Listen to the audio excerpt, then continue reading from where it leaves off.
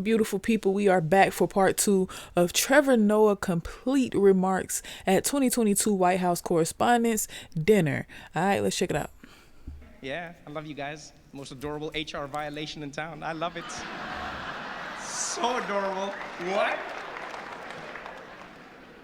And that's why we're really here, people. We're here to honor the media. Yeah. So, first and foremost, let's give it up for the White House press pool. Let's give it up for them, please. You guys are relentless. Every day you show up, and every day you demand answers on the pressing issues of the day. And then Fox News asks about Hunter Biden. And I'll be honest though, I actually think that's a good thing. I really do. I think people need to be held accountable if they're using their dad's name to get ahead in life. And I can't think of anyone better to ask about that than pt2. Yeah. Wherever he is, Chris Wallace laughed at that joke. But you see, the real purpose of tonight is to honor some of the country's best political journalists, people like Abby Phillip, Yamiche Alcindor, right? And Mick Mulvaney. I actually get why CBS hired Mick Mulvaney. I get it. You know, he's more than just the guy who assured everyone that Donald Trump would concede gracefully. No, he can also get you access to other people who assured you that Donald Trump would concede very gracefully. It's very important. So shout out to CBS, my corporate cousin. You can actually find us on Paramount Plus. Yes, right between SpongeBob SquarePants and a bunch of movies that even Delta's in-flight entertainment system turned down. But I don't want to dwell on that. I want to dwell on Mick Mulvaney when we have so many other great journalists here tonight. We got Anderson Cooper in the house, man. We got Rachel Maddow. We got Don Lemon. We got Shepard Smith, and so many other huge talents who can no longer be mentioned in Florida public schools. I see you, Ron DeSantis. What's going on, baby? Oh, man. Dang. A lot of big media names in the room tonight. Chuck Todd is here. Chuck, you here? Yeah? How you doing? I'll ask a follow-up, but I know you don't know what those are. Hey. Don't boo him, he's trying. Man, these people are mean, Chuck. The Axios team is also in the house. I didn't know this, but Axios is actually Greek for political playbook without the birthdays. Yeah. And you know, Axios got a lot of flack a few years ago for releasing a staff photo that had fewer black people in it than CPAC, but kudos to Axios. They fixed that problem by not releasing any more staff photos. And Jonathan Swan, my man, I'm a fan, personal fan. You've been crushing it with those interviews. Congrats on the award. People are always asking, how does Jonathan Swan get these politicians to open up to him? I'll tell you how. It's the Australian accent. Yeah, American journalists sound too... Yeah. And I don't know about a majority, but I know women love a good accent, boy. For real. Too aggressive. What did you do with the money? An interview with Jonathan Swan is like being interrogated by a koala bear. But Senator McConnell, don't you think it's strange that you and the devil have never been seen in the same place at the same time? Don't you think that's strange? He got him. Well, I guess when you go to hell, you'll find out for yourself. NPR is here tonight, one of my favorites. Congratulations on all the work you do. I love Tiny Desk concerts. I just wish you guys didn't always have to beg for money. Dang. Maybe you're spending too much on those tote bags. Who designs those? House of Gucci? Why not just ask Ivanka which kids make her stuff? Come on. And how about the New York Times, also here? Man, can I just say, New York Times, I did not realize how much you guys like to party. Yeah, I've seen some of you sneaking off to the bathroom to do things you're not supposed to do tonight. Like post on Twitter. Yeah, I've seen that. I love the New York Times, I really do. You guys are the best. You do some of the most accurate, precise reporting and news. You never fail to write down exactly whatever the police have given you to say. Really powerful. Like, is it just me, or does the New York Times keep blaming bail reform on crimes that had nothing to do with bail reform? Like, I'm half expecting to open your newspaper and see a headline, Mets blow 4-run lead due to changes in state bail laws. And you know, it's actually crazy how you guys have been attacked for everything, from your investigations into Trump's taxes to your reporting on the pandemic, and yet the biggest death threats that you received is because there were 2 L's in the Wordle that day. That was wild. Wow. By the way, Give it up to those New York Times reporters who managed to get those Kevin McCarthy tapes. That was amazing. Yeah, give it up for them. Incredible. You knew how crucial those tapes were, which is why you immediately waited until your book was for sale to tell the people about them. Bravo. Bravo. And you know what I liked about those tapes? Is that the one piece of good news? Is that now we know whether Nancy Pelosi or Kevin McCarthy are Speaker of the House, that position will still be held by someone who believes that Trump should have resigned and was responsible for what happened on January 6th. Yeah, that's bipartisanship. I like that. I'm really excited because the kings of cable are here. Fox News in the house. Yeah, the top-rated news network for the past, 300 years? Killing it. And I know Fox has a bad reputation. I even feel you tense up now when I talk about them. They really do crush it. You know, I think they get a bad rap because it's a mixed bag. You know, they actually have really good journalists. It just depends on when you watch. All right, Fox News is sort of like a Waffle House. Yeah, it's relatively normal in the afternoon, but as soon as the sun goes down, there's a drunk lady named Janine threatening to fight every Mexican who comes in. You can't throw me out. I know the real president. Oh my gosh. How about that Fox primetime lineup, huh? Tucker Carlson, Sean Hannity, Laura Ingraham. Their coverage of COVID was really impactful. Their segments about vaccines moved their viewers into the ICU. And congrats to Sean Hannity on becoming the longest running host in cable news history, by the way. Give it up for him, for real, give it up for him. Longest running host. Don't hate the player. Yeah. Fun fact, Sean Hannity and Ainsley Earhart are actually dating now. Yes. Yeah, and I actually think it's beautiful to see an office romance at Fox that won't end in a $20 million settlement. Yeah, I'm sure wherever Roger Ailes is right now, he's looking up and smiling.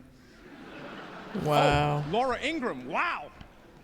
What can you say about her that hasn't already been said by the Anti-Defamation League? Powerful. I'm just sad that Tucker Carlson isn't here today. He's my favorite. What a talent. Tucker Carlson, are you kidding me? Woo! That man's a beast. Who else could fill an entire show each night asking questions that Google could easily answer? Do vaccines work? Who really won the election? Who's the president right now? Is this America? That is hilarious. It is very, very hard, especially for celebrities or people of some I don't even know what the correct term is to use, but I think that is hilarious because there are always constant people asking you the same thing over and over that by this time, Google should have it. Google should have it. So when you have these interviews, you have to be creative. You have to be. I can't even think of the guy with the funny looking hat who just knows stuff that nobody in the world knows about these artists. So you have to be creative. You have to be. Like it's a must, or your interview will be no point in watching the interview because we already saw it with another journalist or podcast, or we looked it up on Google. I think this is a perfect joke. Gripping stuff. But you know, if we're honest people, there's so much happening in the world right now. Sometimes it can be overwhelming and you just want to tune it all out. And that's why I love watching CNN. Where's Jeff Zucker, by the way? Also couldn't make it? What's happening over there? Apparently Jeff got fired after he tried to keep his workplace relationship a secret, which is weird because if he really didn't want anyone to know about it, he could have just made a show about it on CNN Plus. I know, it's so sad. CNN Plus, gone, but forgotten. You know who I blame? You know who I blame, CNN? I blame John King. That's who. Yeah, John, your magic wall can predict how every person in the country is gonna vote in every county, but it couldn't give you a heads up that nobody wanted more CNN? I mean, they spent $300 million on CNN Plus. $300 million. Can I be honest, CNN? I think Stanley Tucci was playing you guys. Yeah. No, I think that dude knew exactly where Italy was. And he was just gonna keep searching as long as you were paying. Dang. $300 million. Do you understand how much money that is? I mean, I do get it. Streaming, they say, is the future.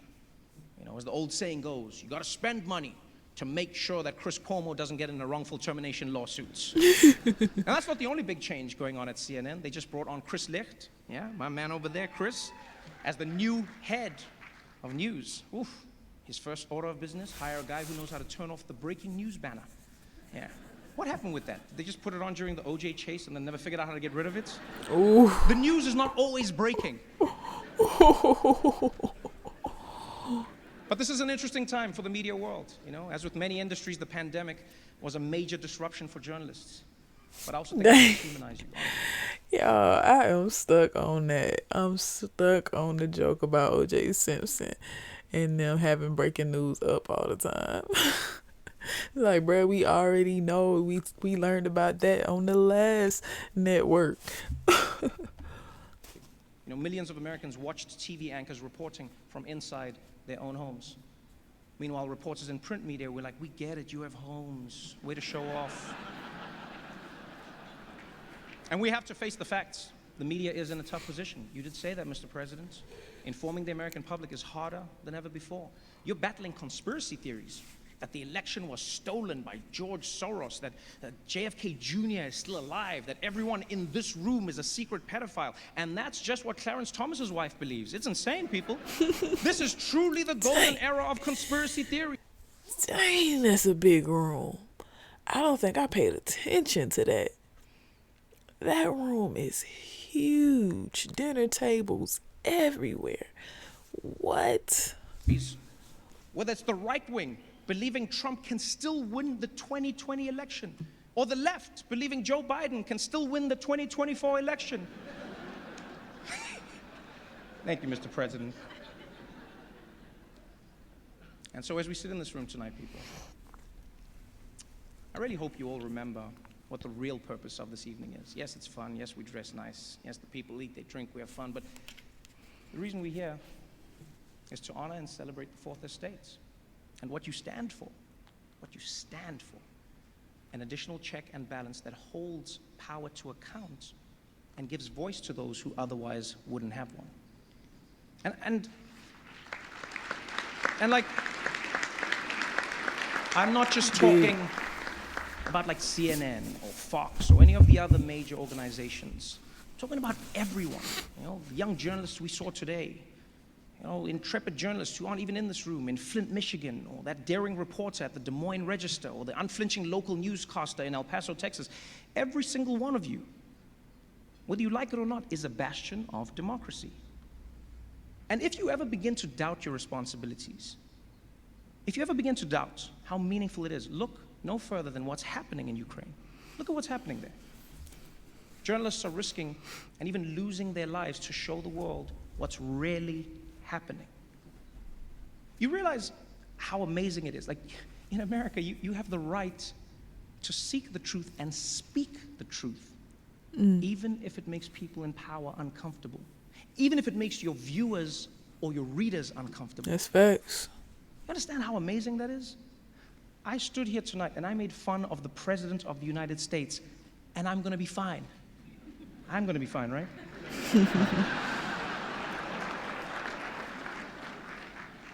Do you really understand what a blessing it is? Maybe it's happened for so long that it might slip your mind. It's a blessing. In fact, here, ask yourself this question. Honestly, ask yourself this question. If Russian journalists who are losing their livelihoods, as you were talking about, Steve, and their freedom for daring to report on what their own government is doing, if they had the freedom to write any words, to show any stories, or to ask any questions, if they had basically what you have, would they be using it in the same way that you do? Ask yourself that question every day, because you have one of the most important roles in the world. Thank you so much for having me. I appreciate you. That was great. Please be careful leaving tonight. We all know this administration doesn't handle evacuations well. Good night, everybody. Thank you so much. That was amazing. I really loved it. I loved it. That was probably the first time I ever heard Trevor Noah do comedy. You know what I'm saying? But anyways, I am Coop Troop Live. You feel me? Make sure you like, comment, share, subscribe, all that good stuff below this video. Dude, come on, y'all. Sub, sub, sub. The faster you sub, the faster we can get longer content without splitting it up. All right. Till next time. Thank you for joining.